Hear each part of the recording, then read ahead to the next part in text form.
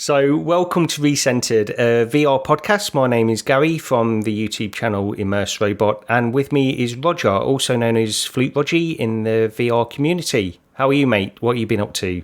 I'm doing fine, thanks very much. Playing a lot of VR recently, which is a bit odd for me. I've first half of this year, a little bit down on it.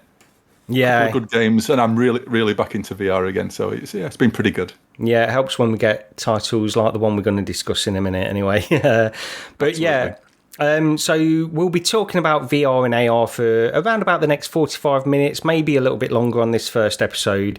But we do want to keep this podcast relatively concise, keep it to around those 45 minutes or so. But for this first one, it's probably a good idea if we just give a few introductions to both of us, just so you've got an idea of our background, what got us into VR and that kind of stuff. So just very quickly for me, first of all, I got my first VR headset in 2016, which was a HTC Vive. And I'd been following it for a few years before that. I was aware of the Oculus Rift Kickstarter, but I didn't back it. I didn't back it, but I did, of course, follow it on forums and things like that. And I do remember going on to a very early version of the Oculus website around that time, but I can't remember too much about it. But then also in 2016, I started a podcast with Anthony from VR365, who some of you might know. Called VR Roundtable, and along with Steve and Chris, we did that for 3 years as well. So I've been sort of part of the VR community since 2016, really, I would say. And now I do my own YouTube channel called immersive, and I also I used to appear semi-regularly on the Next Dimension podcast on MRTV's channel as well. So really, I mean, I've been sort of involved in VR since 2016, and I really am still I love the potential of it. I love the potential of VR, and I hope it just continues, really. My current headsets are a Valve Index and a Quest 2. But yeah, that's pretty much a quick summary of my background. I'm sure we'll get into some more stuff in future episodes as well about some of the stuff that we've both experienced, but that's it for me. So, Roger, what about you? Give us a bit of your background and what got you into VR in the first place. For me, it was back in the early 90s. Legend Quest in Nottingham, which was basically the old virtuality machines. 4-player co-op fantasy game. Me and my mates would go down there on a Friday or a Saturday evening and spend £1.50 for just 5 minutes worth of time, or like 18 quid an hour, which back then, at the beginning of the 90s, it was quite a lot for broke college kids. Absolutely. But as for the more modern VR, then, the Rift DK1 Kickstarter. Back to that, DK2, CV1, PSVR, Oculus Go, oh, crikey. Odyssey Plus, Valve Index, Rift S, and a Quest 2. At the moment, I've still got the Quest and the Rift. PSVR's boxed up. I couldn't, unpopular, but I just couldn't get on with the Index. But that's my history with the headset so far, anyway. Okay, yeah. So we'll probably have some disagreements on certain topics on this show. So look forward to that at some point. I don't know if we'll get into those. I don't know if we'll get into those on this episode. But the Valve Index is one, and there's plenty of others as well. So that'll be interesting. Mm-hmm. But yeah, so the first thing we wanted to quickly talk about, just talking about the Oculus Rift, the Kickstarter, is It's actually been a decade since that Kickstarter occurred. So I didn't back it, but you did. It's incredible. It was the other week. I think just looking through stuff and getting a bit nostalgic as I do sometimes. I thought it's been 10 years. I'm sure it's been 10 years. And looked, and this time 10 years ago, the Oculus Rift Kickstarter was running. I've not seen anybody talk about it, and I'm sort of quite surprised. And I thought it had been mentioned here and there. Maybe it has been, but I've not seen anything. So 10 years ago at this time, I was umming and ahhing. I was watching all the previous videos from CES, all the Carmack videos and the ones with Palmer showing off the Rift, and thinking, what's this Kickstarter thing? And do I really throw was it $350? I can't even remember now. I think it was, yeah. That's what that's the number that I think that rings a bell with me as well. I was struggling to actually find that but I think that's right. And it got really close towards the end. And, you watch the pitch and you've got people like John Carmack and even Gabe Newell at the time, saying like, if anybody can do VR, these guys can. Yeah. And it was like, and it was pretty much, it must have been the last couple of days. I thought, well, maybe they have finally, got it working. So I took a punt. Yeah. I didn't follow. I was sort of aware of it, but I didn't actually look into it too deeply. I don't think I did until perhaps it was even after the Kickstarter had ended. But I remember going on to, as I mentioned, onto a very early version of the Oculus website, and there was hardly any information on there about it. There wasn't a lot there at all, but I wanted to find out as much as I could about it. And of course, you get through the internet rabbit hole of Reddit and all these other places, and that's really where I followed it at that time. And go ahead. Sorry, the early days, the Oculus subreddit was an amazing place because you just had the enthusiasts and the people who were waiting, to get hold of the kit, and it was an absolutely fantastic place. It's the first time I joined Reddit, I think. I don't spend any time there now. I've sort of moved on to the other sort of smaller communities. It's not the same place it used to be. No, it's definitely not. No. Especially, I mean, I spend more time on the Quest subreddit really than anything else. But that's only really just to get like the news headlines and stuff like that. It's a good place for the news headlines, I think. So you backed the DK1, and then did you get a DK2 as well? Yeah.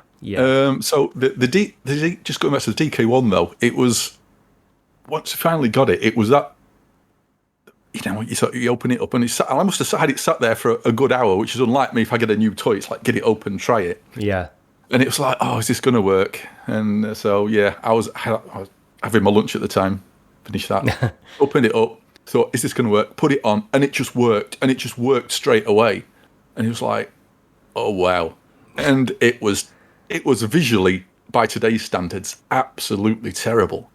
Yeah. I mean, if people nowadays think they've seen a screen door effect, which is pretty much done away with, but if you think you've got a screen door effect problem with any headset now, you've no idea. You're absolutely clueless. The DK1 literally was a grid. You could literally see a solid grid in front of the actual virtual world. It was that bad. Yeah, because as well, I think they were pushing this field of view as well, weren't they? So they had that low resolution stretched over a bigger field of view than something like the DK2. So that probably didn't help as well. Well, this is the thing as well. The DK1 is still the best field of view Oculus produced headset. Yeah. I think they marketed it as 110 degrees, and I think it literally, it possibly was. The DK2, it reduced it, and I was slightly disappointed. I thought, the production one, they'll bump it back up again. Then the CV1 came out, and it was sort of like DK2-ish. Apart from you had massive binocular overlap as well as the God rays. Yeah. And honestly, I got my I was lucky enough to get my CV1 for nothing because they, to the Kickstarter backers, sent out a free one, or to most of them, depending where you were living. Right, yeah. And I plugged the CV1 in, took a look at it. I thought, what have they done? This is terrible.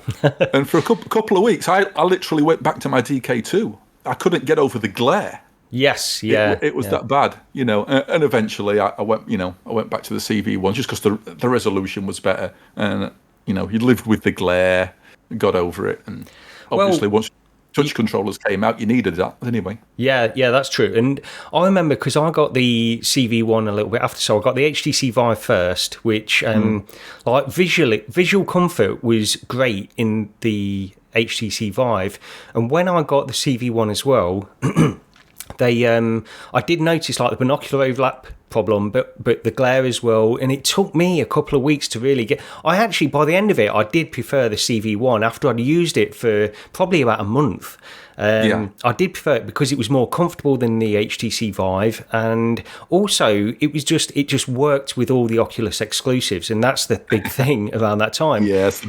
I know we had Revive and stuff like that, but it was just like flawless with the Rift. Yeah. I never got to try a Vive, and it always annoyed me because there was always that. I know a lot of people say, the field of view it's pretty equal, but there was always that sense that if you listen to some, most people, that the Vive had a slightly better field of view than the CV1. I'd say, like, in my opinion, it was very, very slightly bigger, but not enough to really worry about, to be honest. But the binocular overlap was better in the Vive. I don't think there's been a headset that had such a good binocular overlap, and it made it much. Well, initially it made it more comfortable than the CV1, but once you get used to it, it's not such a big deal. But yeah, so 10 years, it has flown by. It's crazy. It's absolutely mental. Are we at the point you thought we'd be at 10 years ago? No. So yeah, I expected things to be further along. I will say, like, the Quest, to me, the Quest is good, and I think to get, especially some of the content that we're going to discuss in a moment, Red Matter 2, to get that level on a standalone system is incredible, and that does blow me away. But at the same time, I did expect, I expected more investment from other companies, not just Meta, you know what I mean? And I expected AR to be a little bit further along as well. Yeah, absolutely. And that kind of stuff. So yeah, it's not moving as quick as I expected, but it is still moving, and it's moving in a good direction, I suppose. Yeah, it's nowhere near. I can remember Michael Abrash's one of his early talks, and I think by now we were expecting 140-degree field of view headsets to be standard. Yeah. The lenses to be better, and a lot of advances to be made that still haven't been. Yeah, that's right. I remember seeing those, like, what will it be like in 5 years, and we're still not there. And this was sort of 7 years ago, or 6 years ago, whatever it was. And now it still feels like that's what it might be like 5 years from now. Yeah. I think the thing is, what he was basing that on as well at that time, I think he was basing it more on PC-based VR rather than standalone, which I think they're working, like Meta especially, they're working within the bounds of standalone VR, and they're doing what they can do. But the field of view thing, they don't see it as a priority necessarily, it seems. So, but yeah, I've used some high field of view headsets, and it's nice to have that. It's certainly a nice addition. I think as somebody pointed out the other week, that Anthony once says it's like image quality above all. And it's true. yeah, it makes sense, especially for the standalone kind of thing. But yeah, so that's decades since the Rift Kickstarter. It definitely has flown by, but it's interesting just to mention that, and where we are now, like 10 years after that initial DK1 headset, which was rudimentary but still blew people away even at that time. Yeah, absolutely. Just before the DK1 turned up, I don't think any of us were expecting to see VR at all. We'd mostly forgotten about it. At least the average gamer had, anyway. Yeah, well, that's the thing, because I remember it being a big deal, like early 90s. It was a big deal. And then all of these other headsets, did you ever get any of those, or try any of those other, like, mid-90s headsets, like these Cybermax and the VFX one? I saw a VFX one, but I never tried it. I remember a friend of mine, actually, for the company he worked for, the managing director actually got him to go to Meadowhall and pick up a VFX one for his son's birthday. Yeah, I would have loved to. You can still get them. Sometimes I'll look on eBay, but I don't even know if you'd be able to get them working on a modern PC, to be honest. But it'd be interesting just to give them a try sometime. Yeah. Okay, well, I'll tell you what, let's go on to, because we've got another couple of topics we definitely want to get into, and then a few other news stories that we can touch on if we have time. But the first thing we should probably get into is Red Matter 2, because that was released last week. It's by Vertical Robot. It's available on PC and the Quest 2, and it's priced at £22.99, $30 or €30. And so we both got a key for this from the developer, just to make that clear. But, who cares about that when a game is this fantastic? I absolutely love this game, so spoilers there. But before I get into a few of my opinions, just give us a few of your overall opinions of what you've played, because you've finished this game now, haven't you, Roger? Yeah, I finished it earlier on today. But first time you boot it up, I mean, the immediate thing is this blows everything away visually, mobile-wise.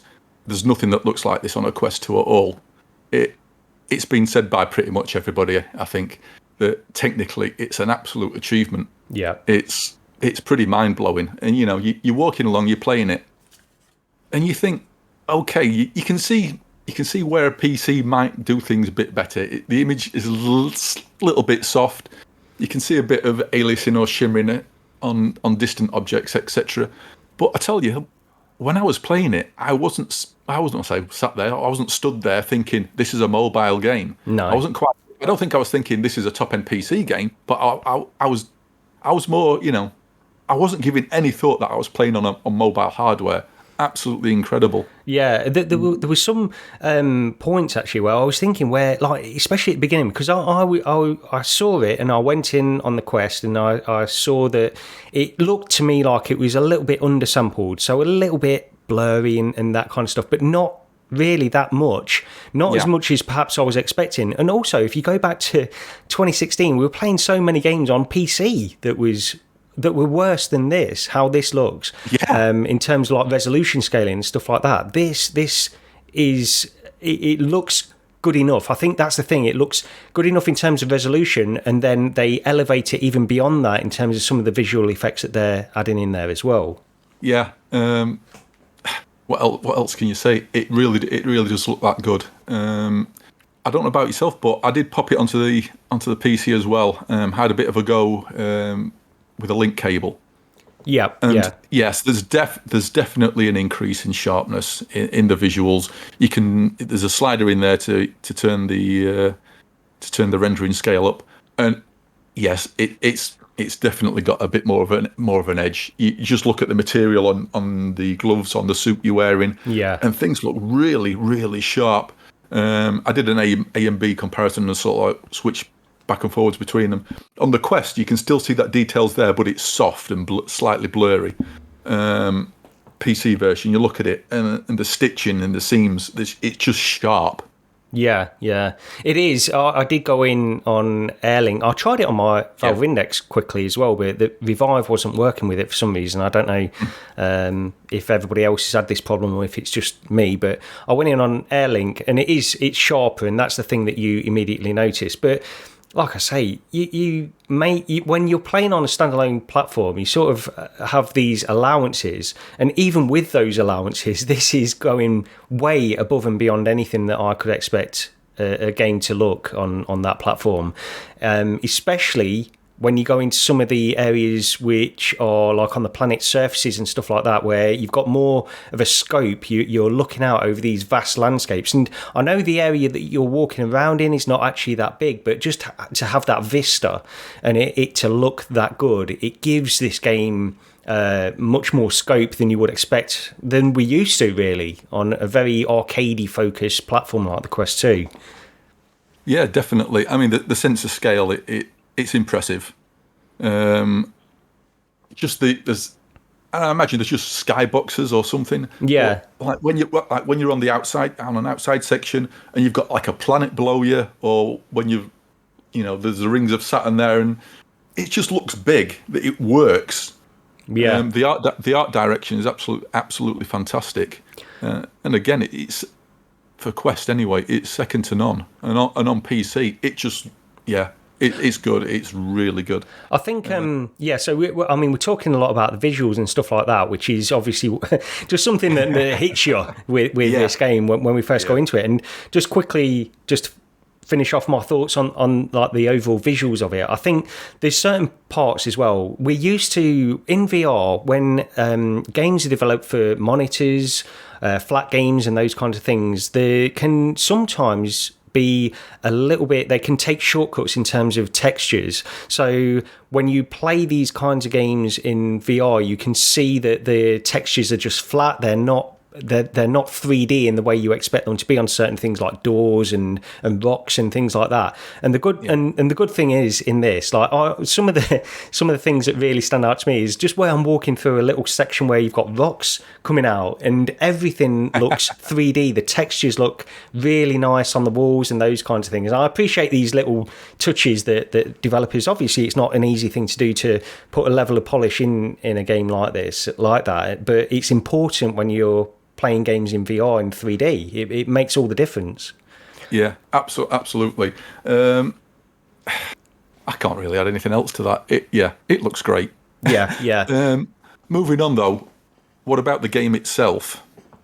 Yeah, so just quickly, just to give an idea of where I am. I think I'm around just over halfway through the game, based on, because you've finished the game, and I think based on what you describe, I'm just over halfway through.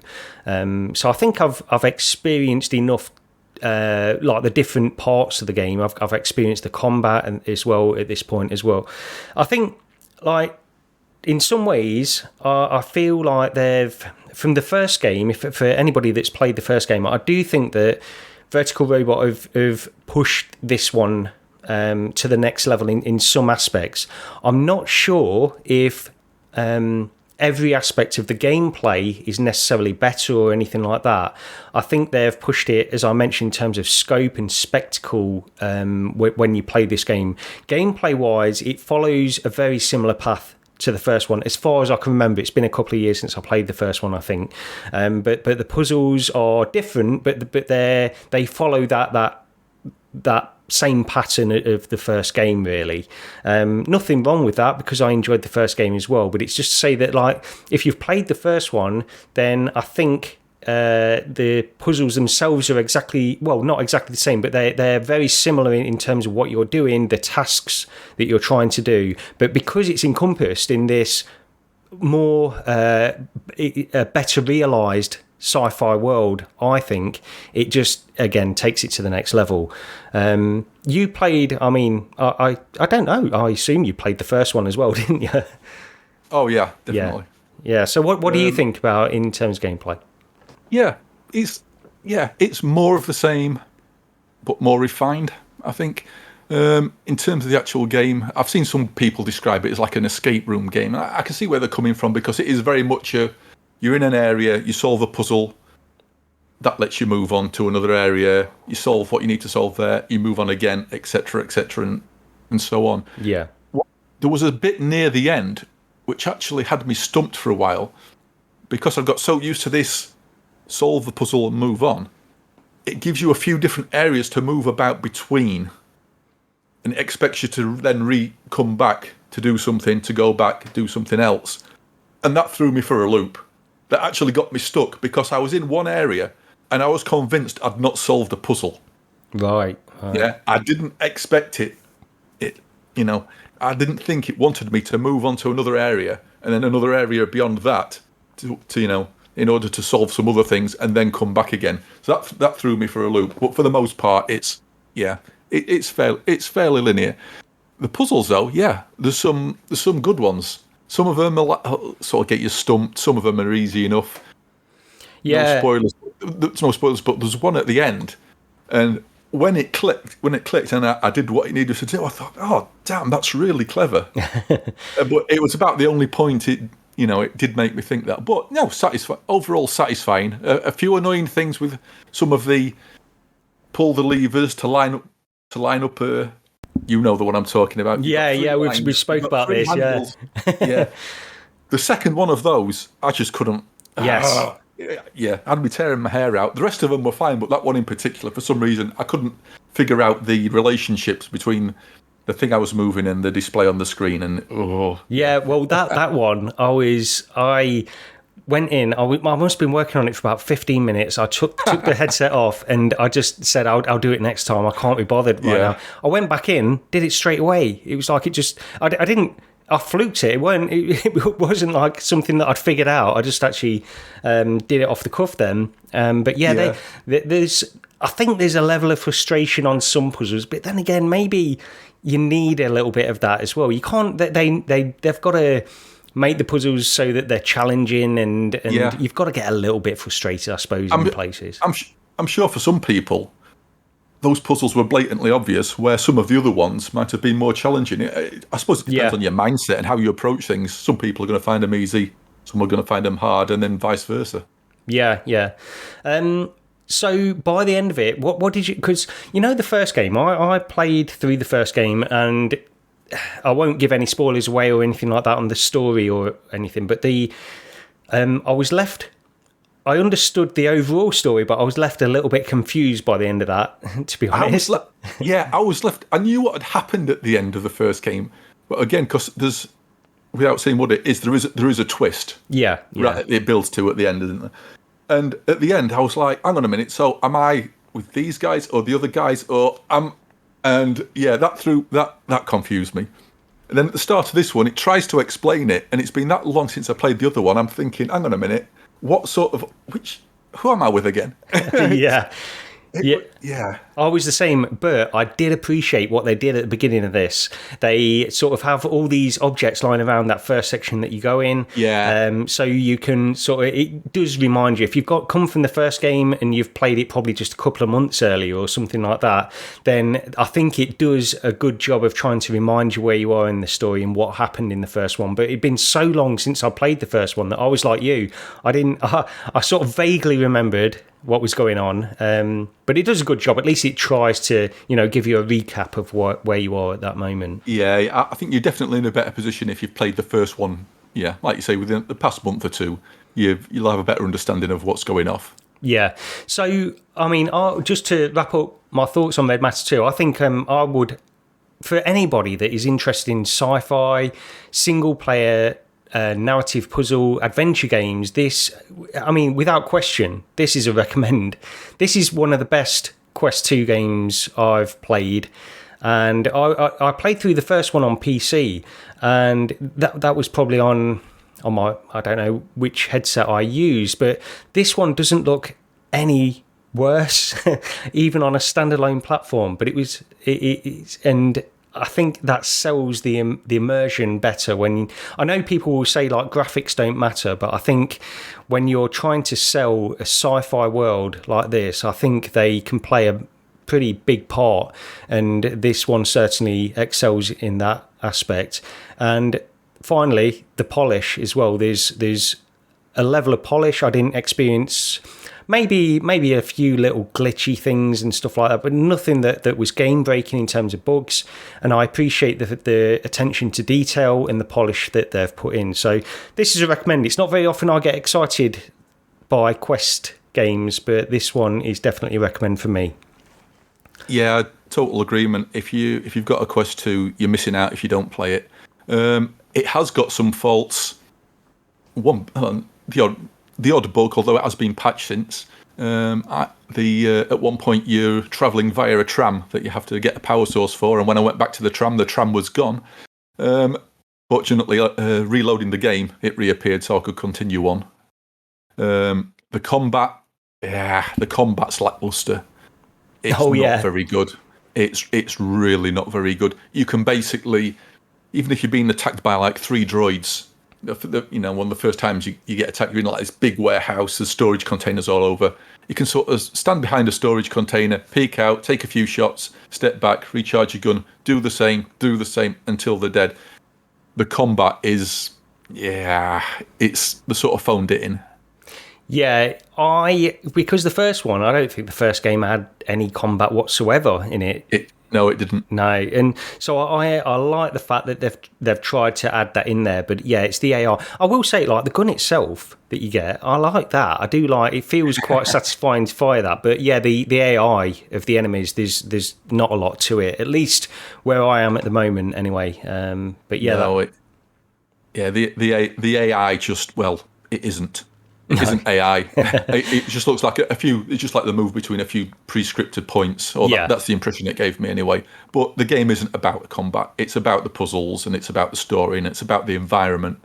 So yeah, I can forgive the combat. It's still an absolute must-play. Yeah, definitely. Okay, so definitely give Red Matter 2 a try if you've got a PC or a Quest and you're interested in sci-fi, yeah, it's definitely a recommend from me. So I tell you what we'll get onto next. This is going to be interesting because Roger, Oh boy. Roger has got a Tilt 5. He was a Tilt 5 Kickstarter backer, and you received it last week. Is that right? I did. Yeah. So I did indeed. It's got. We've been discussing this behind the scenes quite a bit before this podcast, and because just to give my point of view on this, I didn't follow Tilt 5. I'm vaguely aware of it. I know what it is, but it's not something I've followed closely. But of course, Roger has because he backed it on Kickstarter. But it's been interesting. You've given me a lot of insight into this. So go straight in. Give us first of all, what is Tilt 5, and how long? Do you know how long they've been around? How long this Kickstarter has been? When did you back it? Right. The Kickstarter itself was October 2019. Okay. It raised about $1.7 million, and depending on what level you backed it at, was around anywhere $300 to $350, or if you wanted the multi-packs, they went to 800 plus. I backed an early bird version of it, which was about $339, I think, not including import fees, shipping and tax. Okay. Surprise! Backed it back in 2019. So, for those who don't know, imagine you've got a retro-reflective board, like a tabletop board game. It's about 80 centimetres wide, just over a metre long, or about 31 by 41 inches-ish. The premise is you've got a pair of glasses, what have got some mini projectors sat in them. They project out the image to the board. That reflects, the retro reflector reflects that back into the headset, into your eyes, and you get a 3D tabletop AR experience. Simple, yeah, fine. Yep. A lot of the previews, look fantastic. I know we've had sort of great feedback from like Norman Channel Tested, sadly it's Bradley, other people are sort of raving over it. Yeah. So finally got it last week. This is the most, shall we say, colourful looking box I've ever received a piece of technical hardware in. It looks more like a games compendium for kids, the actual artwork on the box. I think they went a bit overboard, but anyway, regardless, opened it up. Just quickly, sorry, just to interrupt there, because some people seem to really like that artwork, and then other people seem to really dislike it. Because it looks very, it's like kiddified, isn't it? It's like it's aiming. Yeah. It looks like it's being aimed at the younger market, really. Yeah, there's hints of sort of like different classic games on the box, but if some random person saw that on a store shelf, I don't know if that, if this thing does go onto store shelves, I don't know if that's the artwork they're going to keep. Yeah, it doesn't look like a piece of like augmented reality hardware at all. It's it literally looks like a box that's got a kids game in it. Yeah. Really odd. Yeah, well, the thing, because again, I've only vaguely followed it. I was under the impression that this would be because it's quite a high tech piece of equipment. It's AR. This is AR. This is the dream of AR in sort of a very narrow in scope device, because it reflects off this board. So it's not AR everywhere, but it reflects off this board. So they should be able to get like a really high quality AR experience with this high tech device. And this box doesn't communicate that really. not at all. Not in the slightest. No. But anyway, got the box, opened it up. Setup's really easy.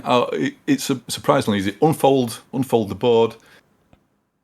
URL to download the drivers. About 125 meg driver. Download, install something. Download, install.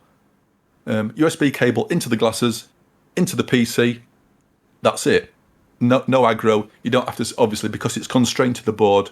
The board's got circles around the edge of it, which act as fiducial markers. Yeah. So for the tracking. So you don't have to set up anything else. So first problem, okay, plug the USB cable in, fine. It's 1.5 meters long.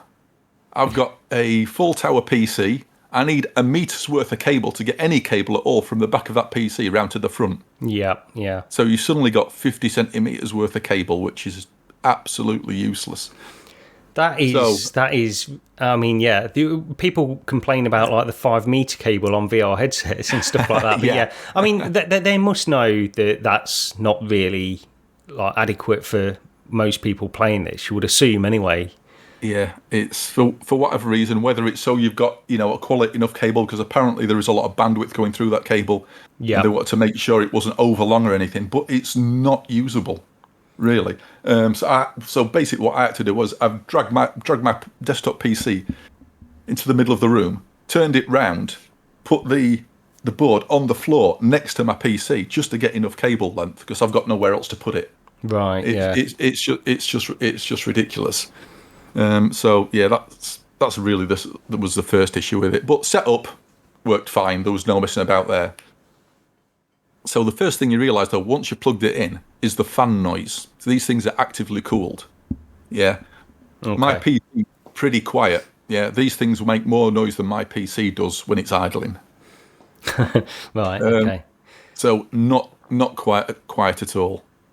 Not massively loud, but very noticeable.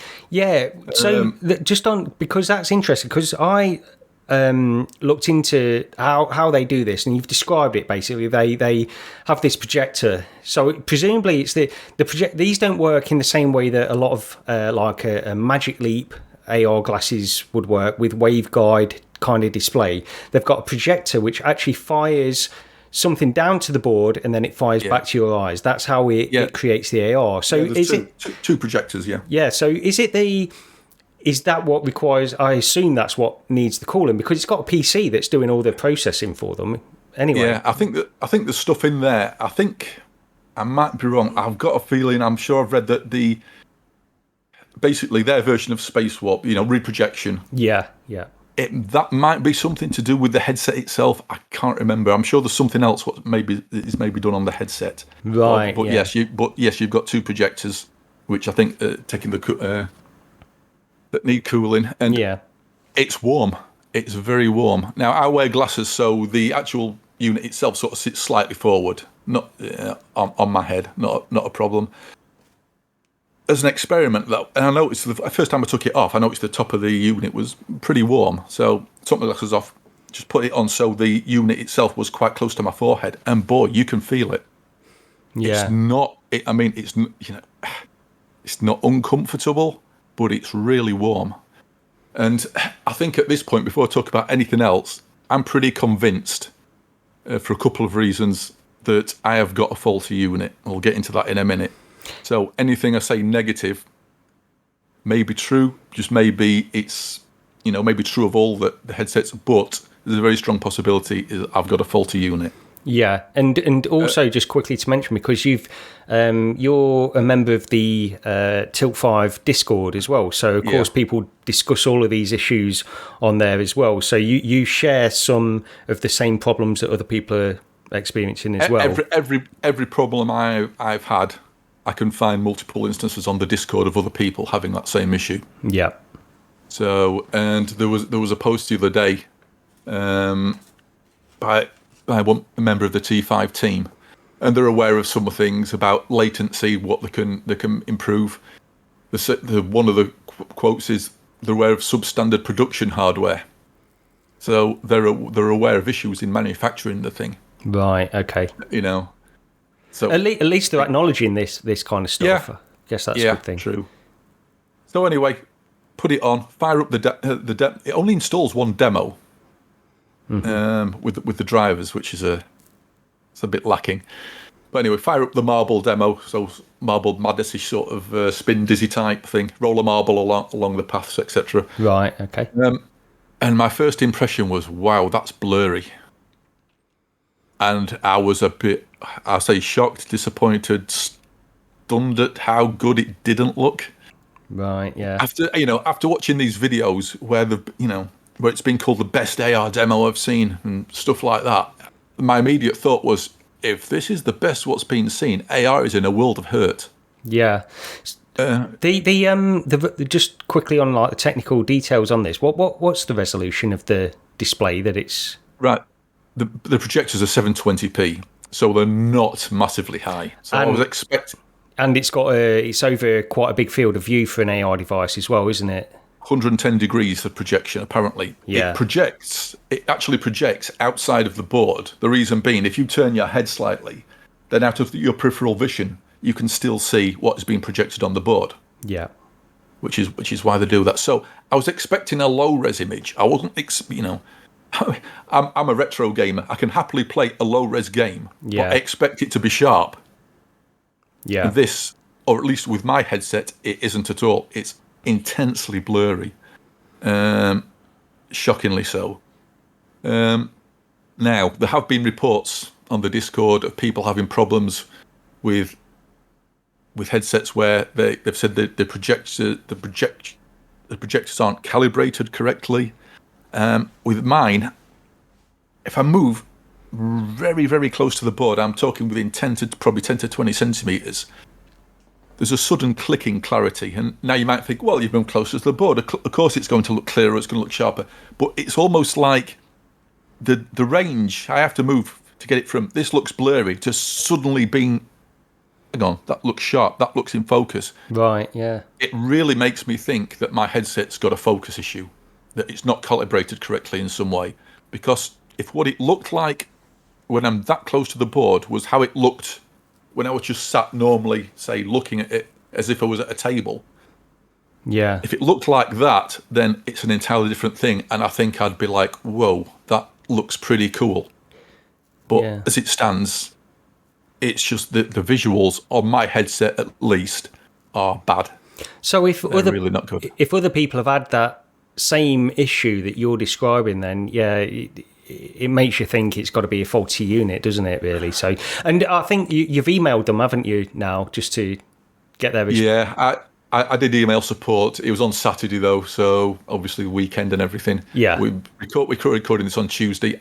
When I've emailed them in the past just to check up on shipping and everything, it's probably taken them 3 or 4 days to get back to me, so hopefully I'll get a reply this week.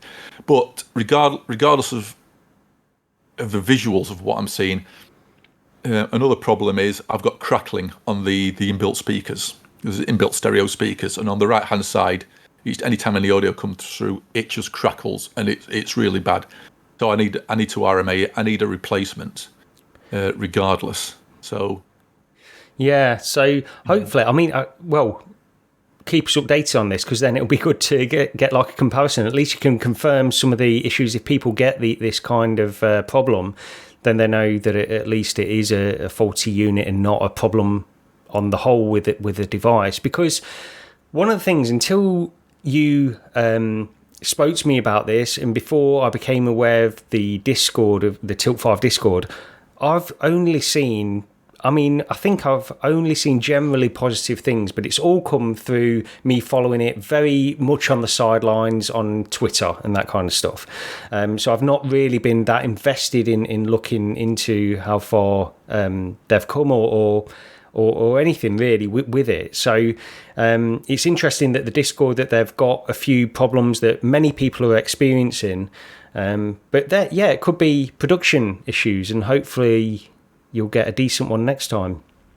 Hopefully so. I really do hope so. I mean, I've spent the money on it. I want a nice toy to play with. And at the moment, it isn't. One of the other things what's worth mentioning, though, is the board, the retro reflective board. Yes, yeah. The box it comes with. You think, actually, this board, what you're expecting, this big board, you thought, that's a small box. And basically, the board itself unfolds up about 8 times the actual packed size. Yeah. It's basically in 8 segments, it all unfolds. And there's a massive issue with this. Once you've got the board unfolded, because of the way that it has to fold and unpack, there's a split down the middle of the board, and there's creases. That's a vertical split straight down the middle, and there's horizontal creases where the board folds up. When you're looking through the headset, that gap, even if you sort of take the sides of the boards and just try and push them together, that gap manifests itself as a black line straight down the middle of the play area. And you can also see some horizontal lines as well from the folds and the gaps where the board folds up. And wow, it's distracting. I've seen some people on the Discord say, "Oh, it doesn't bother me. I don't see it. I can't. I ignore it." For me, it's like, imagine you had a monitor and you had some dead pixels. You'd send it back. Yeah. Mm-hmm. Imagine it now. Imagine you had a monitor that had a row of dead pixels straight down the middle of the screen. Who anywhere would accept that? Well, this is one of the main interesting things that you sent me, and what we've been discussing behind the scenes is because, of course, there are different versions of this board, and the ones that they've been showing at events and stuff like that, the one that was featured in Tested's video, it's not a foldable board. It's a solid, completely solid board, which is probably the ideal for it, isn't it? Yeah. From what people have said on the Discord, the one they've used at some of the trade shows. Now, I did talk to somebody who said some people who've got demos did get demos with the actual production board. Okay. But if you look at the tested video, for example, you can freeze the image of the board. It's a solid one-piece board with no creases, no folds. Yeah, and when you've got somebody there saying, "Oh, I've gone hands-on with the final sort of production version of Tilt 5," yeah. Well, no, you haven't. You're using an entirely different board, and that board drastically changes the experience. I was wondering when because you watch the videos with Norm or with Brad and whoever else, and nobody sort of mentions this. And it's like, why did nobody mention the creases? Or why did nobody mention the gap? And obviously this board they're using at the trade shows, etc., is the reason why. Yeah. But I think you've mentioned as well, one of the developers is sort of doing their own board. Is that right, on one of the games? An indie developer who's into all things XR by the sounds of it, called Dragon Magic Studio. He was a beta tester. And he wasn't happy with the board back then. And he's taken things into his own hands. And he's developed and has got basically foldable mats. Now, he's got nothing to do with Tilt 5, so these are Tilt 5 compatible boards. Yeah. But basically, they're boards that look like the Tilt 5 board. There's the LE board, which is the smaller version. There's the XE board, what I've got, the larger version. And they're just retro-reflective mats that unfold. No creases, no gaps. According to him, it's better clarity. The blacks are better on his mat. The whites are brighter, and it seems to be an overall better solution. Now he's hoping to get these things out within the next month or two at $100, which includes the small mat, the large mat, and like a backing surround as well. Yeah, and what you can place behind the mats to give you more sort of vertical height. It really is a shame that idea isn't what comes with the actual production version, because the board that ships, it's just, yeah. I wonder why they didn't go that route really with it, because it seems like such an obvious thing to make, just remove all those problems that you've mentioned with the board. Yeah, from what Dragon Magic, who I was talking to, suggested. There's a definite price thing. He says the mats, what he's doing, are expensive compared to basically the unfoldable board. There's a big price difference. So obviously, they've got to keep the costs down, because you buy your Tilt 5, you've got the board, you've got the wand controller, which we've not actually mentioned yet. You've got the glasses, so it's I suppose they've got to keep those costs down. So $100, it's a fair bit of money to improve what you've already bought, but it might be worth it. But then again, I need to see if I've got a faulty unit or not before I do anything like that.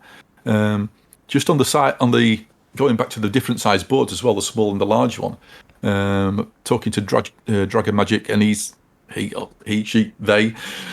said that it causes problems with development, whether you're developing for the small or larger boards, especially as at the moment, apparently you can't buy one of the other size boards by itself from Tilt 5. So that's causing issues as well, development-wise. Yeah, so, I mean, how do they go about it? Do they basically design the games for the smaller board and then just... I honestly don't know how this is working. Whether you have to make, whether it's just like a visual consideration for what you're making, whether there's differences in the SDK.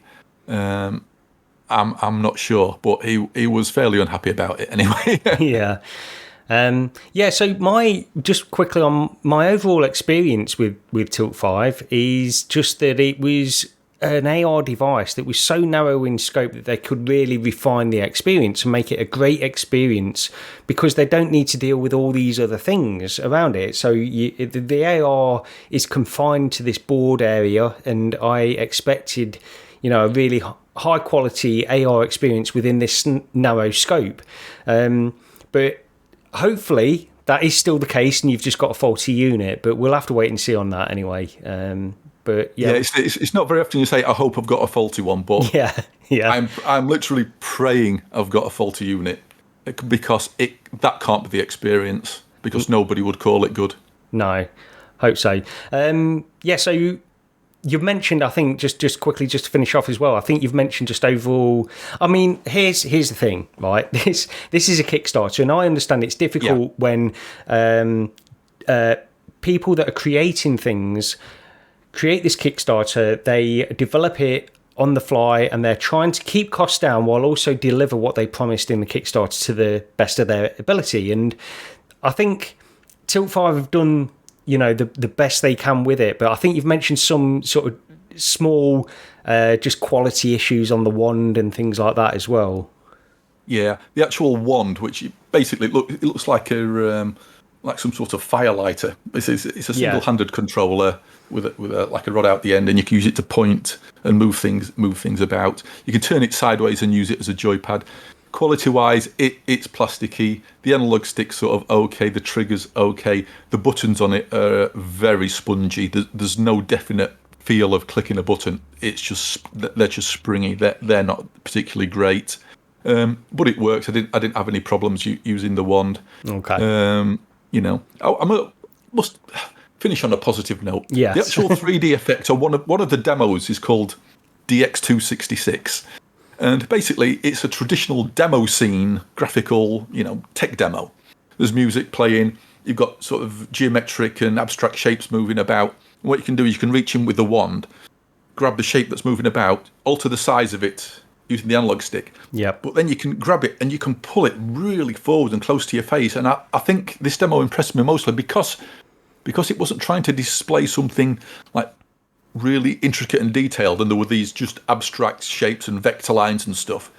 It was the best looking demo, but the ability to sort of grab it and pull it towards you really close to your face, as long as you was in line with the retro reflective board, it really did sort of feel like there's this shape pulsing and wobbling and moving in time to the music just there in front of me. And that was a cool moment. It was like, oh wow, that is floating in midair in front of me, and that was cool. But that was definitely the best experience I had out of any of the demos I actually tried.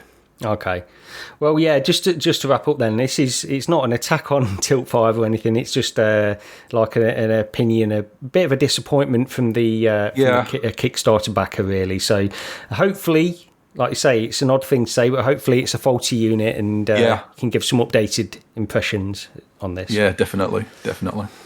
Okay, well, we have been going for quite a while. We've got quite a few other news stories we could touch on. Do you want to just choose one of these, Roger, to discuss, and we can finish on that?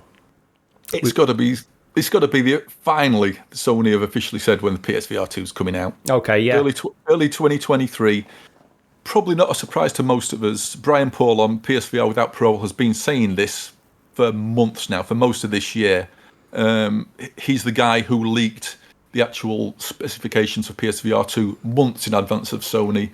And even though some people have been saying, well, it's bound to be Christmas 2022, they're not going to miss the Christmas window, he's been absolutely adamant from all the contacts of developers that he's talked to that it's going to be 2023, and he's right again. Yeah, that channel is getting some scoops, isn't it? Like they've definitely got some good contacts now in terms of what Sony are doing with the PSVR 2, because everything that they've said over the months and months really seems to be playing out exactly as they said. So yeah, I mean, I think that guy's been single-handedly keeping the PSVR community alive.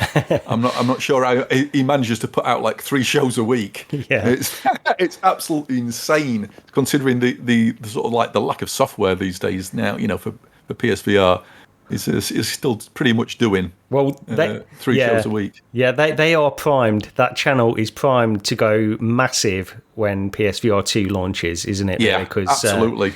Yeah, so I mean, it's not a surprise, really. I think a lot of people following this stuff would have predicted that early 2023, based on rumours, steering back from PSVR without parole is what it was always going to be. But yeah, so it's not a surprise, but it's good to have an official announcement from Sony anyway. And so you've got a PS5, haven't you?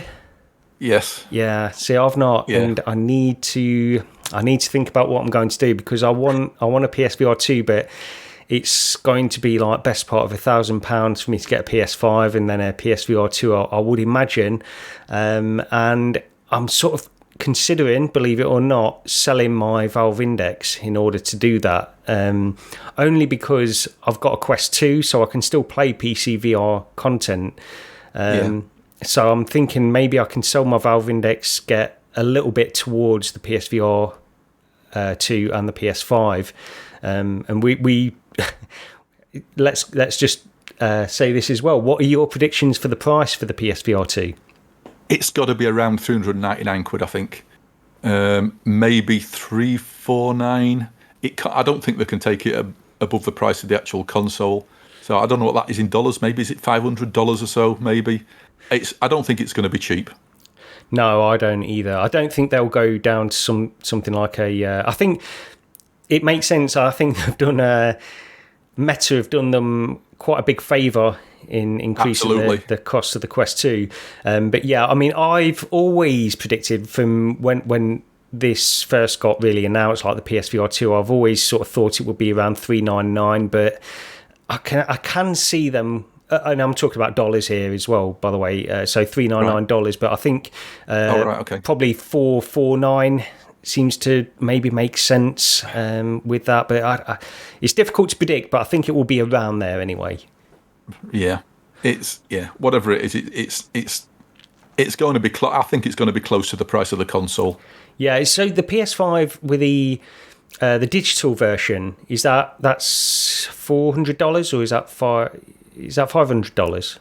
I have no idea dollar-wise. I can't remember. What is it in this country? Because I know the disc drive version, I think, is it $449 over here? $449, right, yeah. So it'd probably be $500, I'd imagine. Yeah, I can't... Yeah, there's no way they can price it more than the console. I know some people are saying... I mean, if you judge it on a PC VR headset, this could be $600, $700, £700, whatever. I think they could get away with it on the PC platform. If a new manufacturer or if Sony created a dedicated PC VR headset, I think they could easily do that. But because it's tied to a console, it's a console peripheral, it limits what they're able to do with it. But I wouldn't be... Yeah, I think, it's got to be around that anyway. I think that's the only limitation. They could justify, in comparison to something like a Valve Index or something like that, they could easily justify $700 for it, based on the specs. I mean, the Valve Index, it's still $1,000, £919. They've never reduced it. It's madness. But it's absolute craziness that people are still paying that for that headset. Yeah. Well, it's a good headset, as we both know. We'll agree to disagree. Yeah, we'll get onto that on another show probably. Okay, yeah, so we could probably wrap things up there. We've been going for a little while. Plenty still to discuss, and we'll probably get into that next time. But thank you for listening to this podcast. If it goes up on my YouTube channel, then I'll probably put some footage of the topics we're discussing as well at the same time, so it's not just audio. But yeah, it's generally an audio podcast, so you can subscribe to us on all the usual podcast places, hopefully. This is the first one, so bear with us if it's a little bit slow going out and stuff. And if you do want to get in contact with us, then you can email us at recenteredpodcast@gmail.com. if you've got any feedback or any questions and that kind of stuff. But yeah, any final words from you, Roger? No, just looking forward to some more VR after Moss and Red Matter 2. It's like, give me something else that's just as good, please. Yeah. Hopefully we get some more good Quest titles and hopefully more PC titles as well at some point. Just quickly as well, just to finish off. I know we've ended the show, but just quickly, one of the things that will be interesting is because Sony are now porting PlayStation games over to the PC platform, it will be great to get like some of their Horizon over on PC, Horizon VR over on PC as well, if they decide to port those over to the PC platform. Yeah, well, did you see the recent news that there's suggestions that there might be a PlayStation launcher coming to PC? So if the launcher appears, that kind of opens up the way to plug a PSVR 2 in. Hope so. I'm sceptical they will ever make the PSVR 2 compatible with PC, but I am as well. But never know. Hope springs eternal. Yeah, would love it. Okay, thanks for listening, and that's been the Recentered Podcast, episode 0. If this goes live, then we might possibly carry on after this. But yeah, thank you for listening, and we'll see you next time. Cheers, everyone.